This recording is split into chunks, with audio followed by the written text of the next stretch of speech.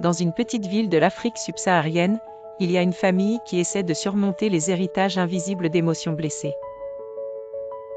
L'histoire suit deux personnages principaux, Malik, l'aîné de la famille, un homme d'âge mûr, respecté dans la communauté, mais dont le cœur porte les cicatrices de son propre passé. Puis il y a Hawa, sa sœur cadette, une femme adulte et forte qui s'est longtemps battue pour faire entendre sa voix, mais qui lutte toujours pour guérir ses propres blessures.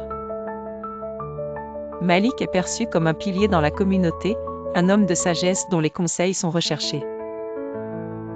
Cependant, derrière cette façade de force se cache une douleur profonde qu'il a héritée de ses parents, un sentiment permanent d'injustice et de rejet, né d'une enfance où il n'a jamais vraiment senti qu'il était à la hauteur.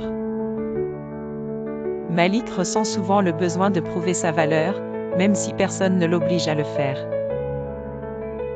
Hawa, quant à elle, a toujours été celle qui parlait avec le cœur, exprimant ouvertement ses émotions et ses luttes. Elle est connue pour sa grande empathie, et elle est celle à qui les enfants de la famille viennent se confier lorsque les choses deviennent difficiles.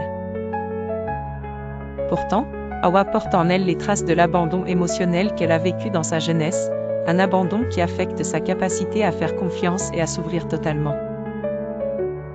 Lorsque Malik et Hawa réalisent la façon dont leurs blessures influencent leur vie, cela marque le début d'un chemin de transformation.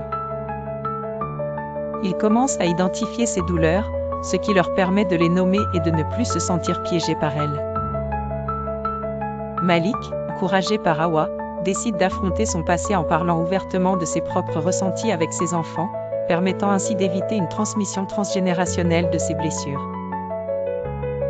Pour Hawa, la guérison prend la forme d'une série de conversations honnêtes avec son frère et ses proches, leur permettant de comprendre la source des conflits et incompréhensions. Ensemble, ils instaurent un climat de paix, basé sur une communication ouverte et bienveillante. Le processus n'est pas facile, mais avec chaque pas, Malik et Hawa retrouvent espoir et force, renforçant les liens familiaux. Les crises de colère diminuent, les malentendus s'effacent, et la confiance renaît. En ouvrant la voie à la présence spirituelle, Malik et Hawa se tournent vers la foi pour les aider à transformer leur douleur, faisons-le en gardant les regards sur Jésus. Dans cette quête de guérison divine, ils trouvent un soutien spirituel qui les aide à restaurer l'espérance et à réécrire leur histoire familiale avec plus d'amour, de joie et de partage.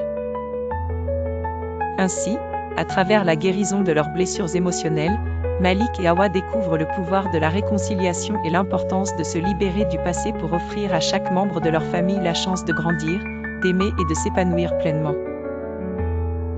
L'histoire se termine sur une scène où la famille se réunit, rayonnante de cette nouvelle dynamique d'unité et de bonheur partagé, démontrant que, malgré les cicatrices, il est toujours possible de trouver la lumière.